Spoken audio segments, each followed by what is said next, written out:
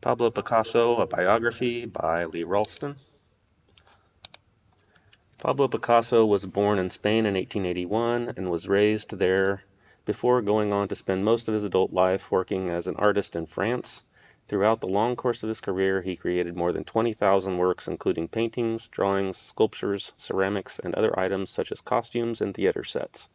He is universally renowned as one of the most influential and celebrated artists of the 20th century. He is credited with the creation of Cubism alongside Georges Barak. Here we see him pictured in 1889 with his sister Lola, again in 1908, and in 1962.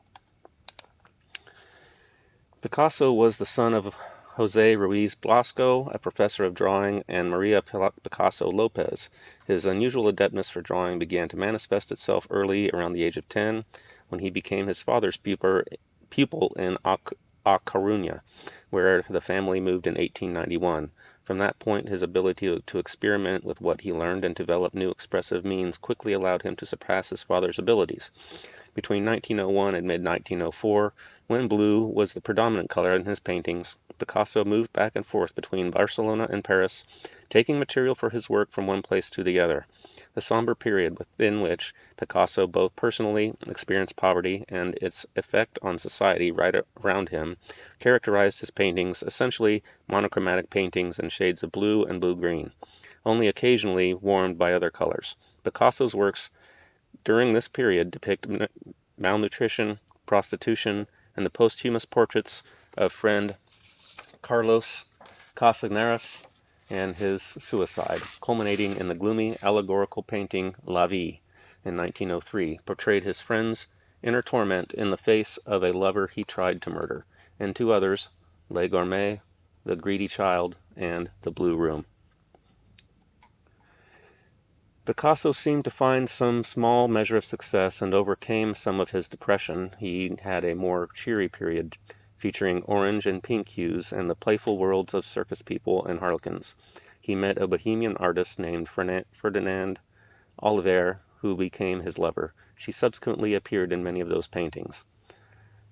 Portrait of Gertrude Stein, 1905 to 1906, Acrobat and Jeune Harlequin, which translates to Acrobat and Young Harlequin, and Nu Amant Soirée, 1906, which translates to Nude with her hands pressed to each other. Between 1907 and 1909, a phase that is referred to as his African period, Picasso's work was inspired by his interest in indigenous arts, particularly African masks. Here we see Femme Nue, 1907, Seated Woman, and Dryad. During this period of Cubism, the style Georges Barak and Picasso developed used mainly neutral colors and were based in their taking apart objects and analyzing them in terms of their shapes. Cubism, especially the second form known as synthetic cubism, played a great role in the development of Western art world. Works of this phase emphasize the combination or synthesis of forms, and the picture color is extremely important, and the object's shapes because they become larger and more decorative. Cubism was a revolutionary new approach to representing reality. It brought different views of subjects, usually objects or figures, together in the same picture, resulting in paintings that appear fragmented and abstracted. When creating these cubist pieces, Picasso would simply simplify objects into geometric components and planes that may or may not add up to the whole object as it would appear in the natural world.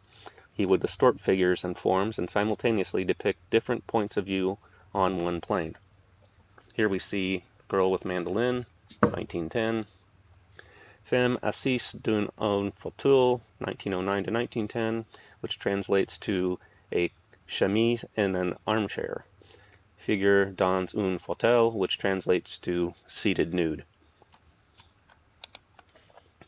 In February 1917, Picasso made his first trip to Italy.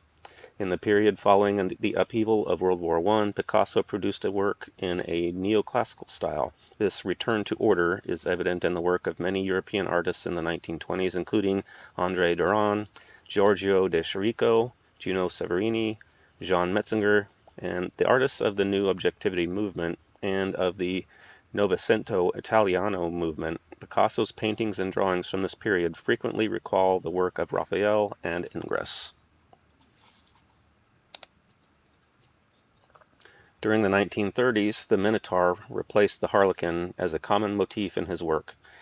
His use of the Minotaur came partly from his contact with the Surrealists, who often used it as their symbol, and it appears in Picasso's Guernica. The Minotaur and Picasso's mistress, Marie-Thérèse Walter, are heavily featured in his celebrated Vollard suite of etchings. Arguably Picasso's most famous work in his depiction of the German bombing of Guernica during the Spanish Civil War, Guernica, this large canvas embodies for many the inhumanity, brutality, and hopelessness of war. Asked to explain its symbolism, Picasso said, "It isn't up to the painter to define the symbols, otherwise it would be better if he wrote them out in so many words. The public who look at this picture must interpret the symbols as they understand them."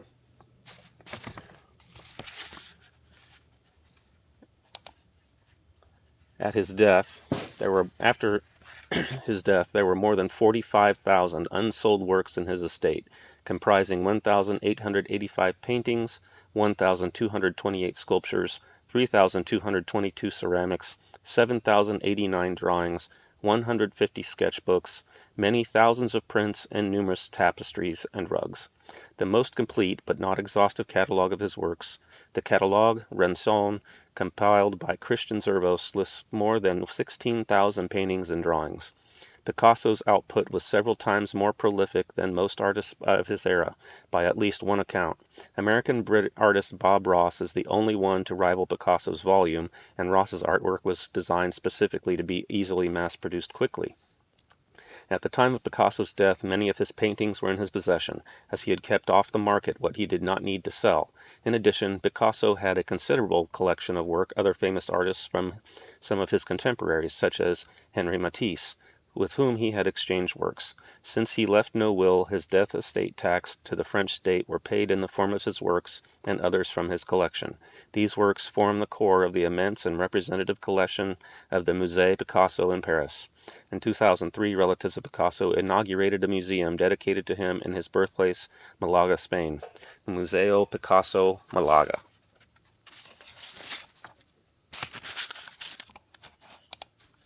Here's some quotes that he's famous for, and much like his works, there are far too many to put on a slide show in this amount of time.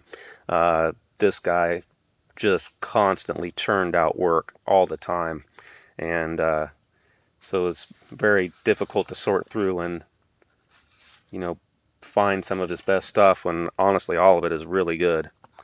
But anyway, I'll let you look over those, and then here's my resources, and I hope you all enjoyed learning about Picasso as much as I did.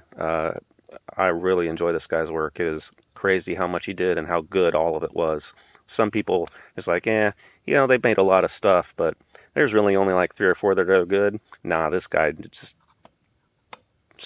turned out bangers all the time. So anyway, thank you for your time.